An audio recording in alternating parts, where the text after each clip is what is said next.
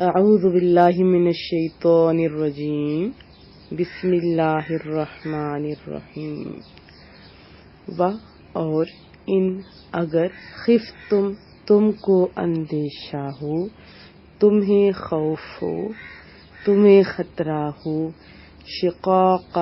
لڑائی کا، افتراق کا یا ناچاکی کا، عداوت کا، لڑائی کا، مخالفت کا، بینہما بین درمیان، ہما ان دونوں کے یعنی میاں اور بیوی کے درمیان، فبعثوا پس مقرر کرو تم بھیجو، حکما ایک حاکم، ایک منصف، ایک پنچ، من سے اہلی کنبہ سے، خاندان سے، کس کی ضمیر واحد مذکر غائب کے لیے ہوتی ہے، تو یعنی ایک پنچ، ایک حاکم اس مرد کے کنبہ سے یا اس مرد کے خاندان سے، وحکما اور ایک منصف، ایک حاکم، ایک پنچ، من سے اہلیہا عورت کے خاندان سے، ہا کی ضمیر واحد مؤنث غائب کے لیے ہے، تو کیا مراد ہے؟ ایک عورت کے خاندان میں سے، ان اگر یریدا ارادہ یریدو یعنی چاہنا، ارادہ کرنا، اگر چاہیں وہ دونوں، یہ تثنیہ کا صیغہ ہے، یعنی مرد اور عورت، میاں اور بیوی کے جو حاکم ہیں وہ اگر دونوں چاہیں اصلاح کرنا، صلح کرنا، یوفق موافقت پیدا کر دے گا، توفیق دے گا،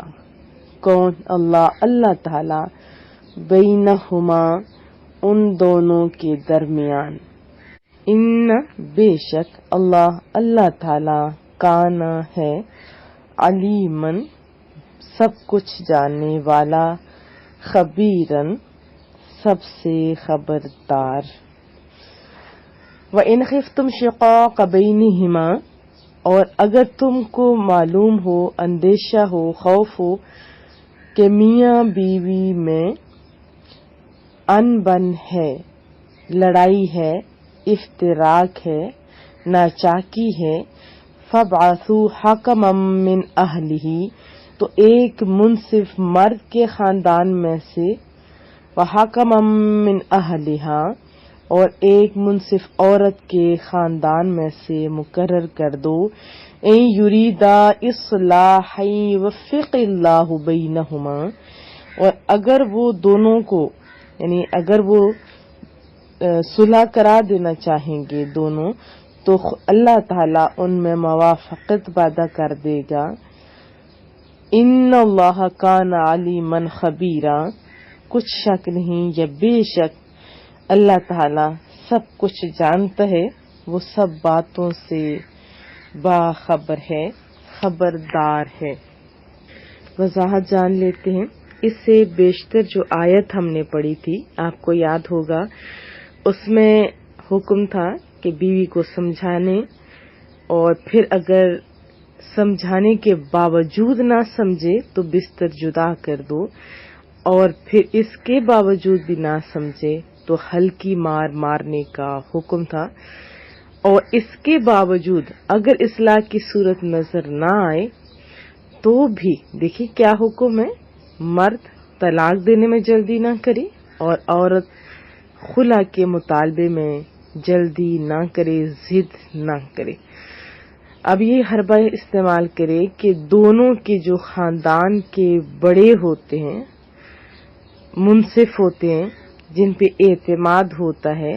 جو اچھے انسان ہوتے ہیں، ان کو مقرر کر لیا جائے۔ فائدہ کیا ہوتا ہے اس کا کہ جو قریبی رشتہ دار ہوتے ہیں یا اپنے ہوتے ہیں تو ان سے تو بندہ بات بھی کھل کے کر سکتا ہے نا، اور پھر دونوں کو فریقین کو اپنے اپنے خاندان کے اوپر ٹرسٹ ہوتا ہے، اطمینان بھی ہوتا ہے، اور وہ سمجھدار جو ہوتے ہیں، جو حاکم مقرر ہوتے ہیں، پھر وہ کوئی نہ کوئی حل نکال لیتے ہیں۔ اور اس میں یہ بتایا گیا کہ اگر صلح کا ارادہ کر لیں تو پھر کریم رب دلوں میں محبت ڈال دے گا، اتفاق پیدا کر دے گا۔ تو حتی الامکان کیا ہم نے پڑھا کہ صلح کرانے کی طرف ہی توجہ دینی چاہیے، نہ کہ جدائیاں ڈالنے کی۔